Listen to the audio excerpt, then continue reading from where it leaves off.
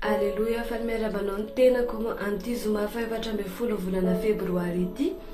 Fa indray tenako manolotra aminao ny rapsodiantsika amin'ny fahamarinana androany izay mitondra ny lohateny hoe Ampiasao Izay Anananao ho an'ny Filazantsara.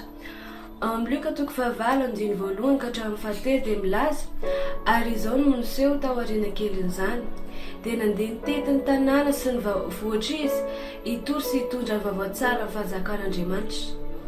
Ary 12 lahy niaraka taminy, ary ny vehivavy sasany izay nositraniny tamin'ny fanahy ratsy sy ny aretina, dia Maria atao hoe Magdalena izany. Nivoahan'ny demônia 7 izy, sy Joana vadiny kosa. Mpitandrina ny fananany Herode ary Sosana sy ny maro hafa koa izay nanompo azy avy tamin'ny fananany. Tena misongadina izay vao novakitsika teo. Ny vehivavy sasany izay efa afaka tamin'ny fanahy ratsy sy ny aretina, toa ny Maria Magdalena sy ny maro hafa izay tsy voatanisan'ny anarany. Dia nanompo an'i Jesosy tompo tamin'ny fananany izy ireo. Mety tsy ho voasoratra daholo ny anaran'izy ireo, fa Andriamanitra mahatadidy ny asa fanompony, ary indray androany dia ho hitantsika ny lisitra feno. Niara-dia tamin'i Jesosy ireto vehivavy ireto, ary nandony lany tamin'ny dia rehetra nandehanany toy ny Filazantsara. Nanoana arabola ny iraka nataon'izy ireo. Miara-miombonantoka izany. Azoko ampifandraisina amin'izao izany, misy olona manohana anendry maro samihafa ny asa fitoriantsika ny Filazantsara. Mandeha ambony sy mihoatra lavitra noho ny arabola izy ireo, mba ampahomby ny asa fitoriana ataontsika maneran-tany. Ireo dia mpiara-miombonantoka mamatsy sy ny Filazantsara amin'ny fananana.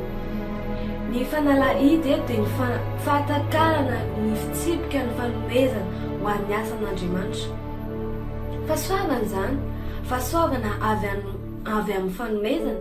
Amin'ny Korinthiana 2:4-5 ka hatramin'ny 5, ary afaka misafidy hiasa ao anatin'ny fahasoavana izany ianao. Rehefa mifantoka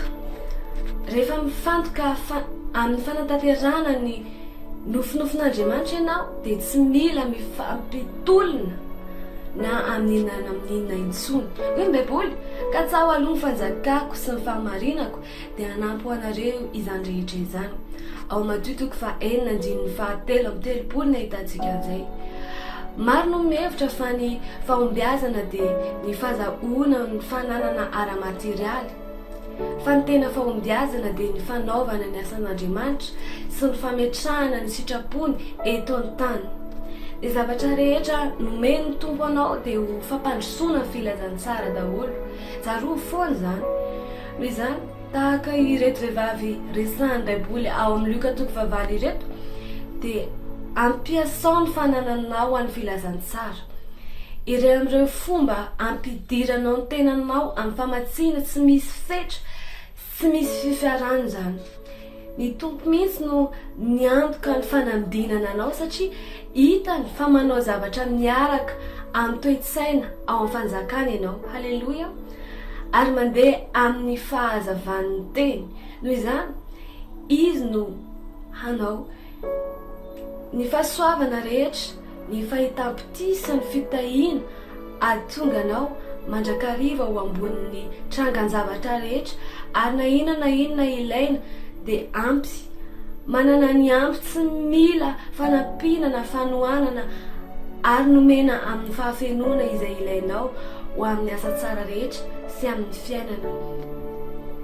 Ao amin'ny Korinthiana 2:5 ka hatramin'ny 5. Aleluia, aleluia. Mino fa nandray zavatra ianao tamin'ny rapsodiantsika teo. Amin'ny fotoana ianao mamatsy sy manome an'Andriamanitra, miara-miombonantoka amin'Andriamanitra, dia efa nomen'Andriamanitra anao ny zavatra rehetra, ampy daholo ny zavatra ara-materialy rehetra ao aminao. Aleluia. Amin'izao fotoana izao dia manasa anao anao an'izao vavaka fanekepinona izao. Za hiteny dia ianao milaza mamerina. Aleluia. Manao zavatra miaraka amin'ny toe-tsaina, amin'ny fanjakanao, mandeha amin'ny fahazavana ny tenin'Andriamanitra ao.